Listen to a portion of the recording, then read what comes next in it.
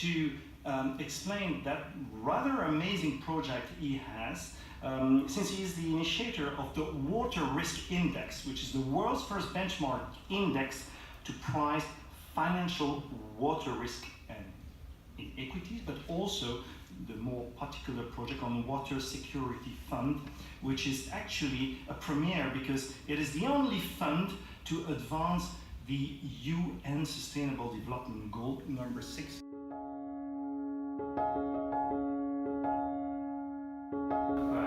A map here from Aqueduct World Resource Institute. It's a very current map. If you look at the legend in the corner, it clearly shows that almost a third of the globe is subjected to water stress, medium to extremely high stress, and that's only going to get worse every day. So how does water risk translate into financial metrics? How does it affect businesses?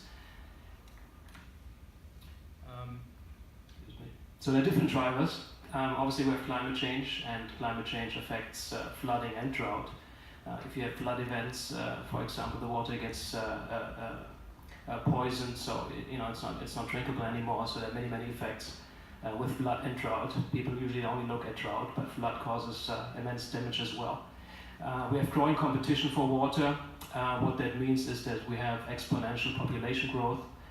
So I believe in 5 to 10 years from now we're going to be at 8.5 billion people.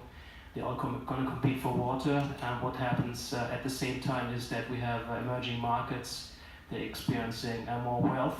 So with more wealth comes different consumer preferences. So people who usually were living off mostly grain-based diets, all of a sudden with high incomes, tending to prefer meats as well. And animal agriculture is actually the biggest driver of water risk. It's the single biggest consumer of water on the planet, animal agriculture. Water is an idiosyncratic risk. It affects industry sectors differently. Obviously, if you have industry sectors like beverages, like let's say for example Anheuser-Busch or Coca-Cola, I mean they're heavily reliable on water. If they don't have clean water access, if they don't get the water at a certain cost, pretty much their business model fails. So they're obviously very good water stewards. Water results also in a short-term high-impact price deviation called kurtosis, and water risk can be diversified away under the investment strategy and theory that we developed.